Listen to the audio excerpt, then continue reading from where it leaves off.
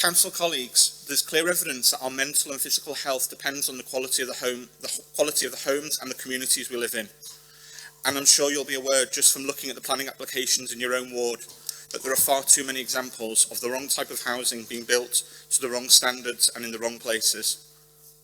For decades now, there has been a radical deregulation of planning that has given all the power to developers and very little to us as councillors, and even less to the residents we represent.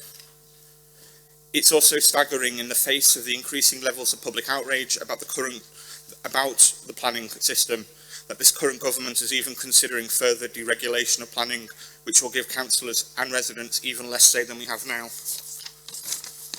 The current national planning system puts the profit of developers at the forefront of decisions about what and where is built. This is most apparent in the policy of providing permitted development rights, which across the country is allowing the conversion of thousands of industrial and commercial units into flats without proper scrutiny from planners or councillors. Some of these flats that have been built through permitted development rights even have lack of access to natural light, and thousands more have been built in isolated office parks and industrial estates, cut off from the services that we all need, such as doctors, dentists and schools, often without the access to decent public transport links.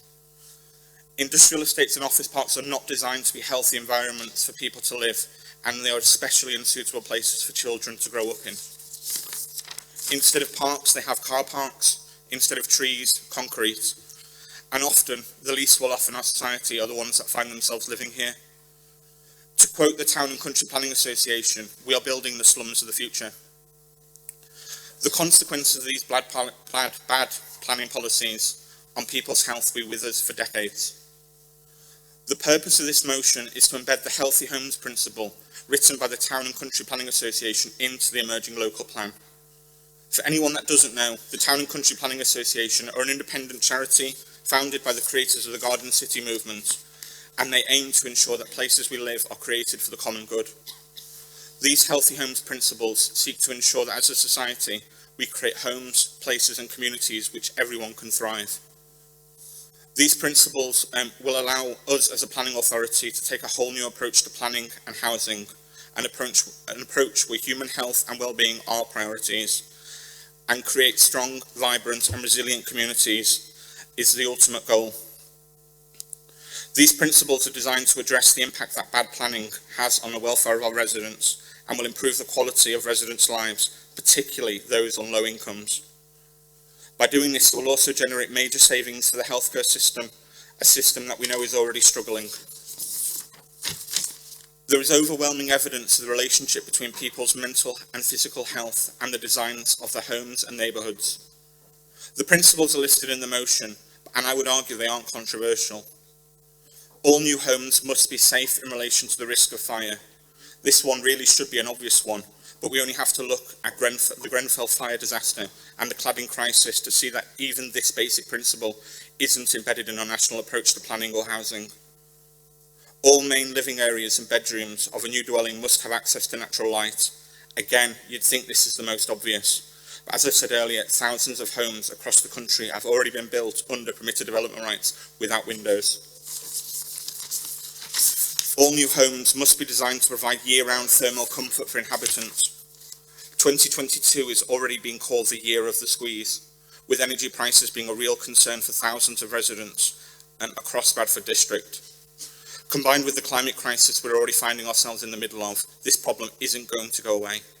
But planning guidelines are simply allowing houses to be built to inadequate energy efficiency standards. By putting the Healthy Homes principles at the heart of our planning policy, we could fix all of this and much more. I'm not going to read through each of the principles, as you can do that yourself. But there is nothing there's nothing in them which I think should be shocking for anyone. I wanted to make my first contribution at full council about something that I know I'm passionate about, and something that I know many residents that voted for me are really concerned about. Ensuring that houses and flats are being built as homes, and these homes are being built in the right places. This motion is meant to ensure that as a local authority, Bradford Council is doing everything it can to ensure we have people, not profit, at the heart of our planning system. This motion isn't controversial. It's already or been adopted almost word for word by Lewes District Council after being put forward by Green and Labour councillors. I'm also delighted that last week Green councillors on Shipley Town Council put forward a similar motion, which that town council has adopted. By adopting this motion as it reads in our version, Bradford could really set an example to others as a planning that puts residents and communities at the heart of planning proposals. So I urge you to vote for our motion. Thank you.